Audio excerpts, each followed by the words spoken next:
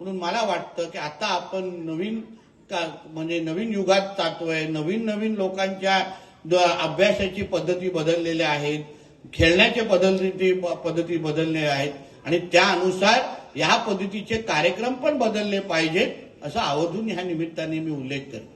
नाहीतर काय होतं की बाबा आपल्याला एक तालुकास्तरीय स्पर्धा घ्यायची आहे, टिक मार्क मारायचा आहे, तेवढी निधी बाजूला आपल्याला खर्च दाखवायचा आहे, झाला कार्यक्रम. आता नेमकं निधी झालेली तरतूद आणि समोर असलेला कार्यक्रम ह्याचा काय माझ्या नजरेमुळे तालमेल काय मिळत नाही. म्हणून या सगळ्या गोष्टीवर बीडीओ साहेब तुम्ही आज शिक्षण खात्याचे अधिकारी आहेत.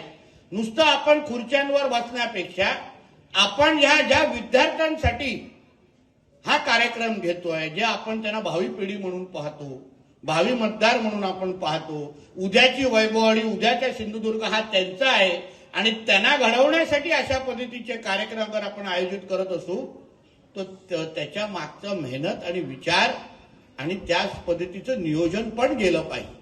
नाहीतर नुसतं आम्हाला समाधान देण्यासाठी, शासनाकडून शाबासकी मिळवण्यासाठी अशा पद्धतीचे कार्यक्रम आपण कृपया घेऊ नका.